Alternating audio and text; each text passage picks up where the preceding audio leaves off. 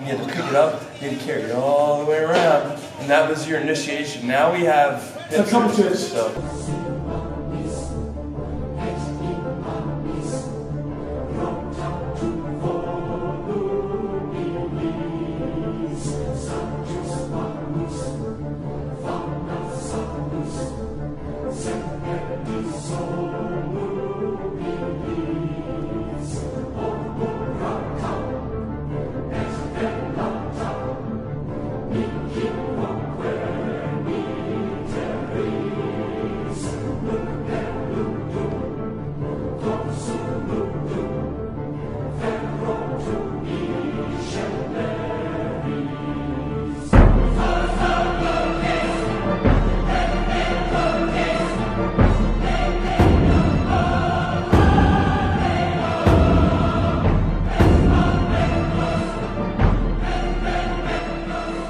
Alright, what's up guys? Coach Matt here at Neversate, the one and only Uncle Nick.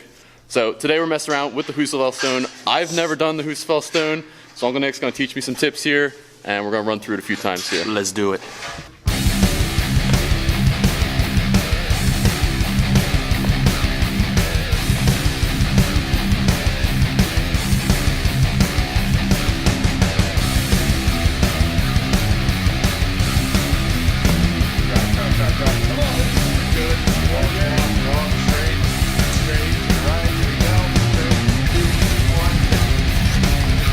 Jeremy, what do you think about the Husafell? It makes you into a man. Like it does. I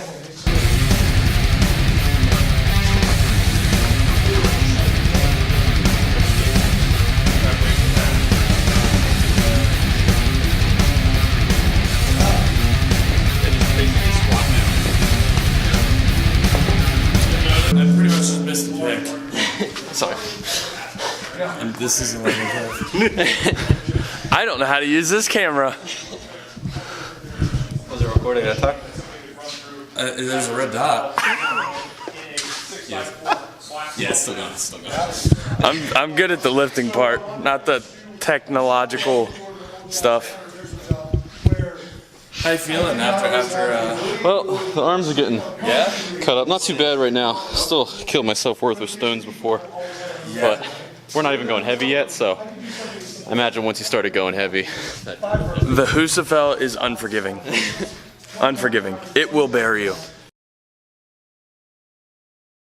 Alright guys, so basically this is the Husafell stone. It is the devil reincarnated into a strongman implement. It was something that was once used as a test of manhood that is now used as a test of torture. You either have a timed event where you carry it for 50 foot, 100 foot fastest time, or it is a max distance, which comes across a lot more frequent than I would like.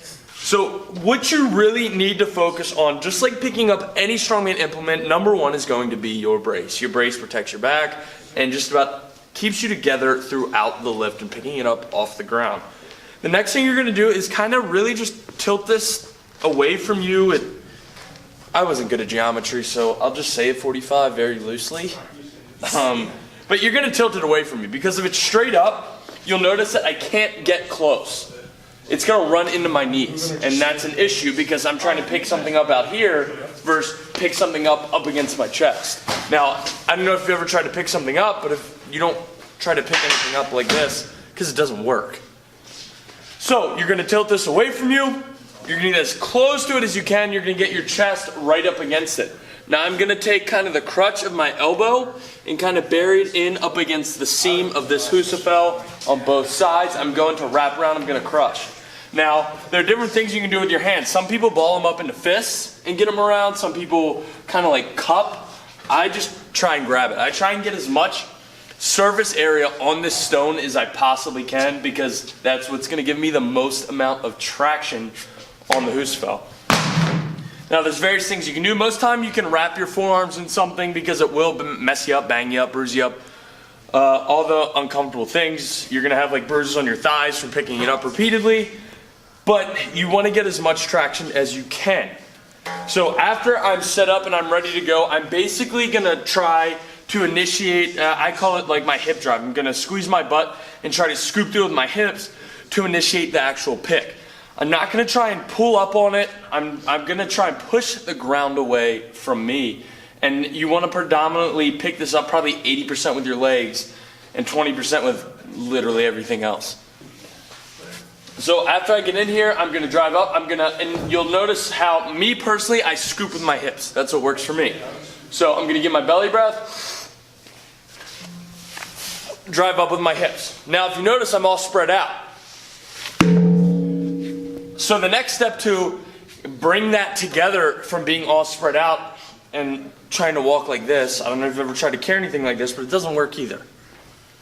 So I'm gonna try and accelerate that Husafell off the ground as fast as I can. So I'm going to time it where as it comes up, I'm gonna do a little hip hop at the top, kind of bounce it up and re-grip, and then I'm gonna take off. If you can't do that, you're gonna slow that down a little bit, get it up, get it set, re-grip, do a little bump. If you can't one motion, that's okay. But this is what a one motion looks like.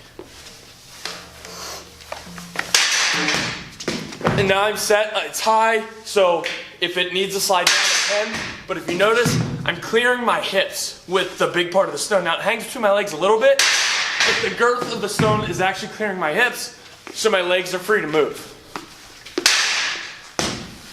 But if you can't do that one motion, it's a simple change in technique. It's gonna be, everything's the same, and I'm gonna do this slow to make it look hard.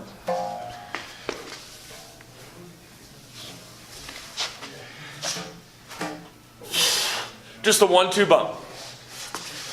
That is all literally done with your hips. I promise you, your hips are strong enough. If you can pick it up off the ground, you're strong enough to bump it up. Now, any part after picking it is like 100% a head game, because it sucks. There's nothing, I mean, the couple times I've picked it up, my forearms are already beat up. So everything after picking that up is just a head game. Now you're carrying this thing, which, like I said before, is a head game, 100%. Because if you're doing an event where it is max distance, you don't know how far other people are going. You're going to have to go someplace else, get your mind out of it, mindless work, and just keep moving. It's going to hurt. And most of the time your legs will fail on this much sooner before your actual grip will fail. At least that's how I was, especially if you have it in the right position. And you're normally allowed to bump it as long as you're not just sitting there and not making any progress. If you stop, bump, and then take off again, that's okay. So basically when you are running with this, you're trying to do what you would do with any other carry implement.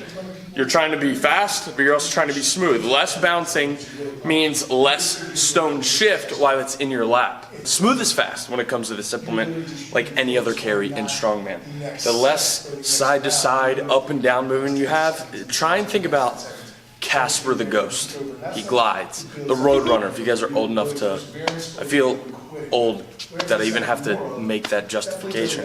Roadrunner's upper body is steady and his feet are a blur. That's what we're trying to accomplish. You're kind of on that realm of falling on your face and staying upright. You should be flirting with that fine line. That just comes through repetition, being light and trying to move fast. Now, you will be able to ingrain the speed working lighter before you have to even worry about getting heavier.